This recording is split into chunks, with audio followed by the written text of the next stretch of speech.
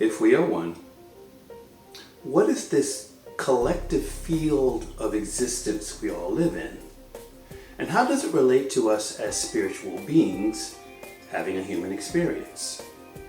Within this collective field, is it possible to affect the field for everyone in it? If so, when enough individual beings change their behavior and raise their respective vibrations, can it impact and affect the entire field for all? In our last episode, we talked about something called metacognition, which has been touted as the highest form of intelligence because it's the art of thinking about thinking, becoming the observer who is observing their mind, feelings, emotions in real time. But if we are one, how does the practice of observing your thoughts, feelings, and emotional energy tie into the notion of connecting to the collective field around us? How do our thoughts and feelings affect those around us, and by extension, the entire collective field itself? Hi, I'm Darrell T. Johnson, a musician, a teacher, and a QHHT hypnosis practitioner. I'd like to welcome all of you to episode 22 of If We Are One.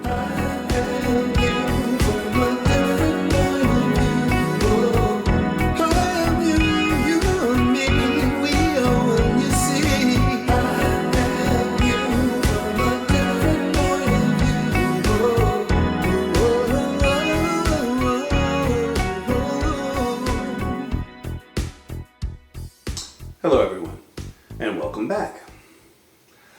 I'm excited to talk with you today about a natural phenomenon that affects all of us. That is, what is the collective field? And why is it important for us to understand as we continue to rise ever closer in spiritual vibration to our own individual and collective higher consciousness? The collective field of existence is the underlying web in which everything participates, where individual lives are expressions of a larger, co-created field rather than an isolated event. From a spiritual perspective, it is the shared emotional and psychic atmosphere, field of consciousness, and unconscious patterns we participate in together. Experientially, it's what you feel in the room, a crowd, a culture, the invisible climate where we co-create and are moved by. While this collective field of existence forms the shared dynamic web of emotions, meanings, and interactions that bind us individually into a greater whole, it actually finds its deeper blueprint in something called the morphogenetic field. This more refined organizing principle acts like an invisible memory template, guiding the formation of patterns in biology, behavior, and consciousness. Not through rigid blueprints, but through resonant fields that stabilize forms and habits over time. As we collectively imprint fear, creativity, or connection into this field through repetition, it in turn shapes what emerges next, revealing how our shared existence is both creator and creation of life's evolving structures. So let's get more into the understanding of the morphogenetic field. The term morphogenetic field, often called a morphic field, is what might actually be referred to as the collective field, though as I had mentioned before, it is more like a kind of invisible ordering pattern that links individual beings into larger wholes and carries a kind of shared memory or habit pattern within it. Now, this collective field is not limited to just human awareness and interaction. It affects everything around us: plants, animals, environment, everything, because all of it is made of consciousness. So, from a collective consciousness perspective, our collective habits, beliefs, and emotional tones don't just sit in our heads. They actually imprint the morphogenetic field, making certain patterns easier to repeat and others harder to access. For consciousness and spirituality, repeated states such as love, fear, creativity strengthen certain morphic patterns. Culturally, traditions and institutions actually live as patterns in this field, not just in individuals. In one's own personal growth and transformation, changing yourself is also participating in repatterning the field for others. So let's talk about some tangible examples of this very phenomenon that support the notion of a collective field. A few compelling examples that support this hypothesis include emotional contagion. Studies show moods spread rapidly in groups via subtle facial cues and mirror neurons. One person's anxiety can measurably raise cortisol in a room within minutes. Mirror neuron sync. fMRI scans during group meditation or music making reveal brain waves in training across participants, even at a distance via video. Peaks in alpha or gamma coherence suggest a shared state without physical touch. So imagine you're watching friends laugh together on a video call. Brain scans like fMRI machines that light up active brain areas show something very cool. Your brain waves start matching theirs, even though you're miles apart. During group activities like meditation or jamming to music, everyone's brain rhythms, like calm alpha waves or focused gamma waves, line up in peaks. It's as if brains are dancing to the same beat without anyone touching, creating a shared mood or vibe. There's something called the Global Consciousness Project. Since 1998, random number generators worldwide deviate from chance during mass events like 9/11, elections, current war situations, with odds against randomness at 1 in a trillion cumulatively. Skeptics cite selection bias, but raw data is public for scrutiny. So picture thousands of random number generators, simple machines spitting out 50-50 heads or tails results, running worldwide, normally dead even. But during huge shared events like 9/11 or big elections, the numbers go off script, clumping in patterns that shouldn't happen by pure luck. Over 25 plus years, the odds of this being random are like 1 in a trillion. Critics may say it might be cherry-picking data, but anyone can download the raw numbers online to check. It hints at some collective mind nudge during global moments. And one of my personal favorites is the 1993 Washington, D.C. meditation experiment, known as the National Demonstration Project. Now, this is a cornerstone of something called the Maharishi effect, where a peak group of about 4,000 Transcendental Meditation TM practitioners gathered during summer months, correlating with reported drops in violent crime rates. I spoke of this before in an earlier episode. Organized by Maharishi University researchers led by John Hagelin, approximately 7,000 people from 63 countries participated over 2 months between June and July, aiming for about 1% of DC's population, approximately 400 meditations per 1%, to influence coherent consciousness and reduce social stress. Now, daily practice involved group TM and advanced Siddhi techniques. Crime data came from DC's HRA police reports, analyzed via time series models, controlling for weather, holidays, and prior trends. The maximum decrease was reported at 23.3% in violent crimes against persons during the final week when the group hit full size. Overall violent crime fell about 15.6%. Now that's a significant drop. Secondary indicators improved as well. Fewer emergency site calls, trauma cases, police complaints, and accidental deaths, plus rises in presidential approval and positive media tone. This was published in Social Indicators Research around 1999, claiming the effects scaled with group size and couldn't be explained by police changes or summer vacations alone. So during this real-world test, crime plummeted as predicted, statistically improbable by chance.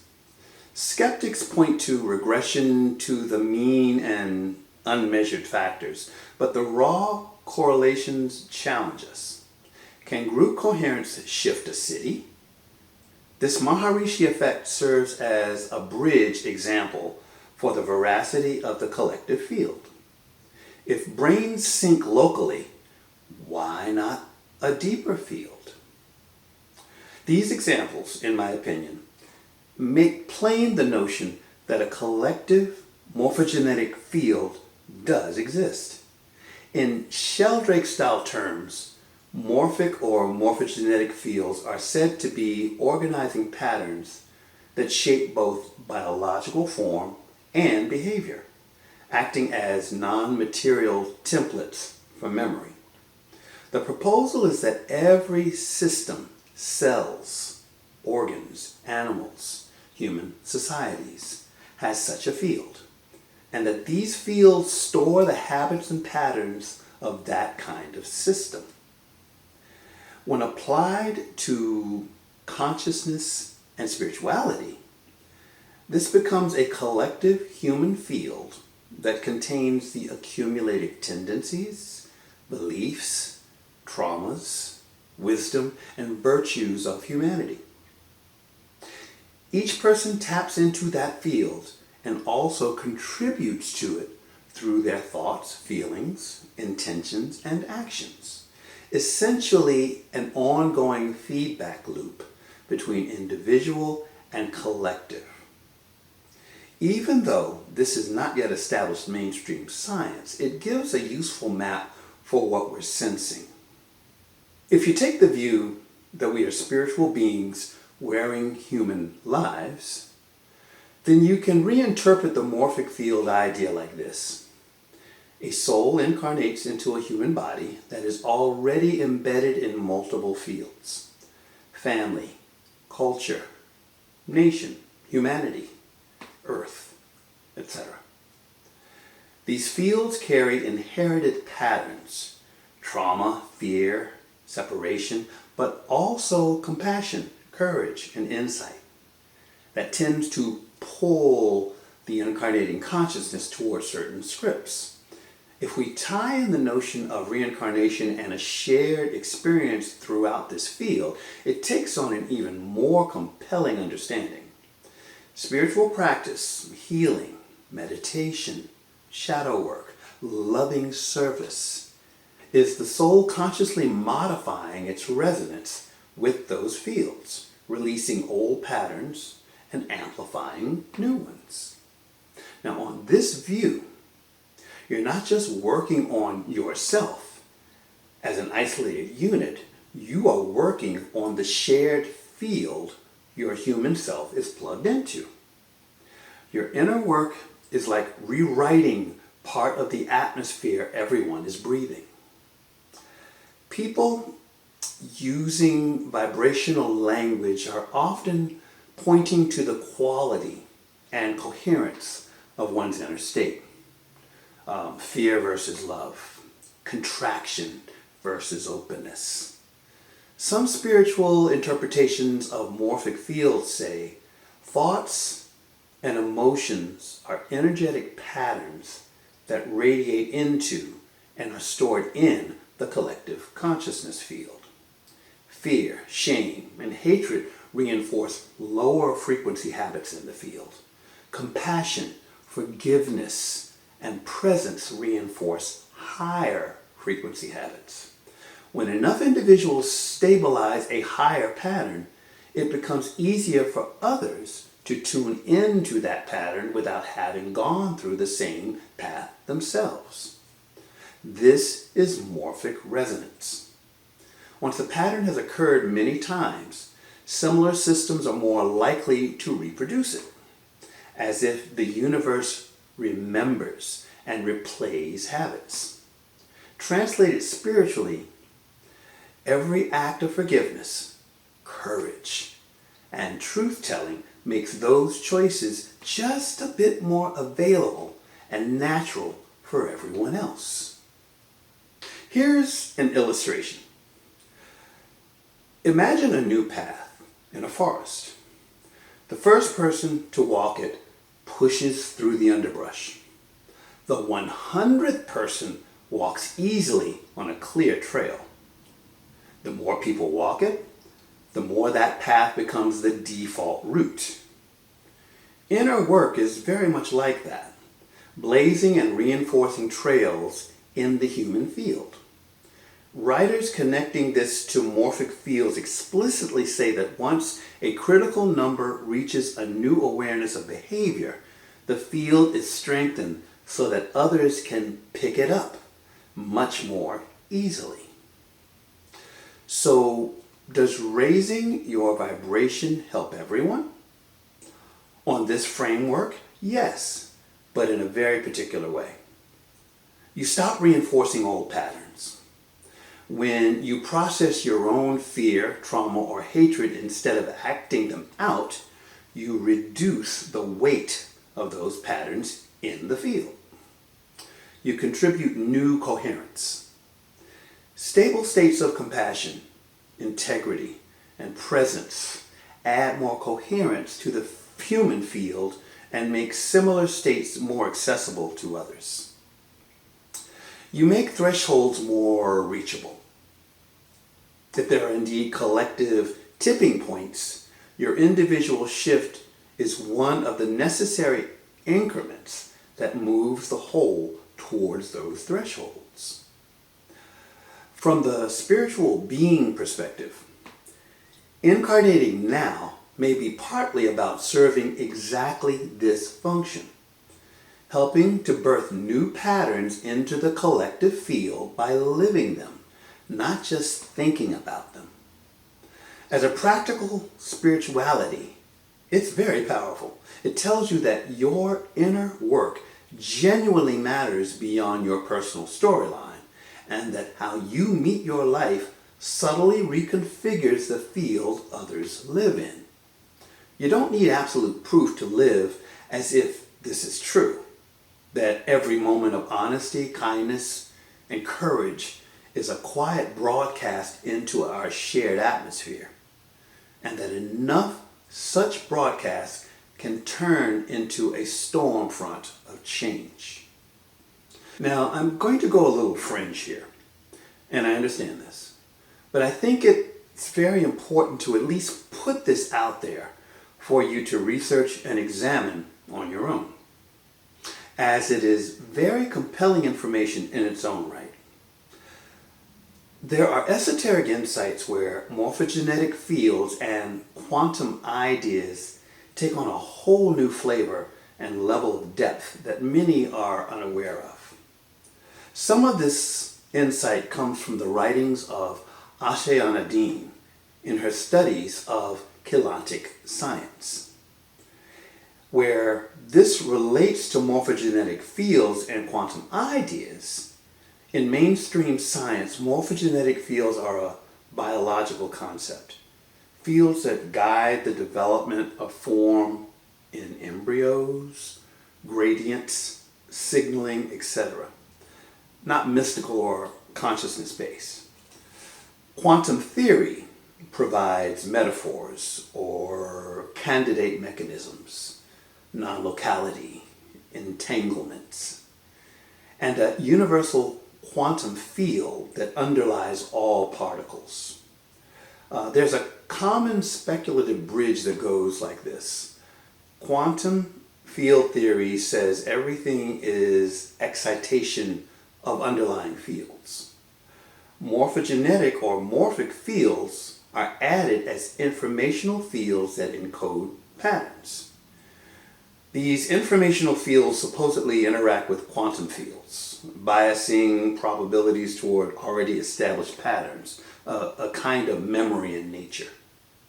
So when people speak of quantum morphic fields, they're really proposing a unified field of energy, information where quantum processes give non-local connectivity. Morphogenetic fields give form, habit, and memory, and the consciousness is both reading and writing those patterns. So that being said, let's now talk about Ashyanadine and chelantic science, and how it has its own detailed cosmology and vocabulary. Within her writings and insights, reality is seen as a multi-layered, multi-dimensional scalar wave structure. There are morphogenetic fields, sometimes thought of as morphogenetic templates, that act as blueprints for bodies, identities, planets, star systems, and higher dimensional structures. These blueprints are arranged in levels, shields, time matrices, etc., with your current human incarnation being one station within a much larger multidimensional identity. Now, in this framework, your soul, oversoul, avatar, rishi levels exist in progressively higher bands of frequency. Each level has its own morphogenetic field, an intricate template made of scalar or standing waves. The physical body and personality are the densest outpicturing of that layered template.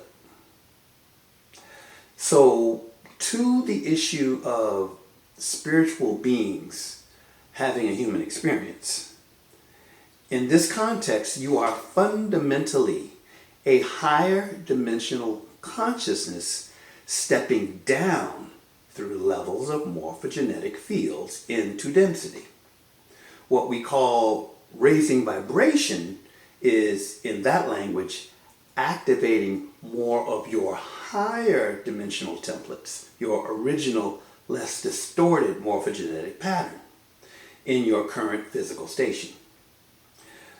Within this paradigm, humanity has a collective morphogenetic field, often linked to planetary grids, race lines, and other key components. Distortions in personal templates caused by trauma, karmic imprints, miasms in chelantic terms, feed into and are fed by distortions in the collective and planetary grids.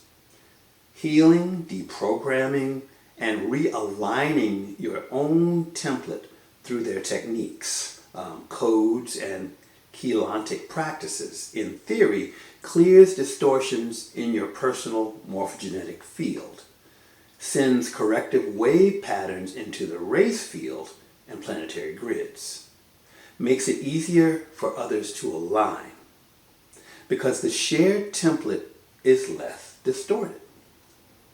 So, quantum mechanics style interpretations in chelantic terms interpret reality as ultimately scalar wave mechanics, standing wave structures that underlie particles and forces. Quantum events, probability, wave-particle duality are seen as surface-level expressions of deeper scalar morphogenetic templates. Consciousness operating from higher dimensions can reprogram these scalar templates, and thus the probability patterns we see as quantum behavior via intention, sound, something called symbol codes, and other related factors. Cheilontic science is a very fascinating area of investigation with many, many layers of understanding and cosmology. Too detailed to go into here, but I encourage anyone interested in knowing more about this to look up Ashiana Dean and Cheilontic science. So, how does all of this map to your life? Practically. If you work with a synthesis of quantum metaphors and cheilontic morphogenetic fields, your daily spiritual life might look like seeing yourself as a node in a hologram. Anything you heal in your template reflects back into the whole hologram. It's treating inner work as literal template reprogramming. Doing shadow work and trauma healing, clearing distortions in your personal morphogenetic field. Meditation, prayer, symbol codes, mantras, sacred geometry, breath work, all of these methods help to bring more coherence and higher frequency patterns into that field. As you stabilize new patterns, people around you spontaneously get it faster or mirror your shifts. Collective events may appear that mirror the internal reorganizing you and many others are doing. You don't have to believe the technicalities of scalar mechanics or speculative quantum models for this to be meaningful. The core intuition is there is a shared informational energetic field. You are both shaped by and shaping that field. Deep, sincere shifts in you are not private. They are broadcast in a way that subtly reconfigures what's possible for everyone. Every time you choose coherence over chaos, through a deep breath, a heartfelt prayer, or a moment of stillness, you're turning the collective dial higher. It's like adding your drop to an ocean that's rising together. Your vibration ripples out, lifting strangers, families, even global currents towards harmony. This is why raising your frequency isn't selfish, it's essential. When enough of us commit to this inner work, we co-create tipping points. Conflicts dissolve. Truth reveals itself. Darkness is replaced by light. Creativity surges. Communities heal. Imagine waking to a world where compassion is the default. Abundance flows freely. And every soul thrives. You're not just in this field, you are its architect. So start today and watch the beauty unfold for all. We'll be talking more about these and other topics in future installments. And if there's anything that you would like me to discuss or any questions you may have about anything that I've shared, please feel free to mention it by leaving a question or a comment in the comments section. As always, if you have found any of this information at all helpful or enlightening, please like, subscribe, and share with others. I truly appreciate those of you who are letting others know about this and continue to be excited to see the growing number of souls awakening worldwide to this ongoing movement to a oneness consciousness. So, as always, I send you my love. And if we are one, let's all live in peace, love, and joy.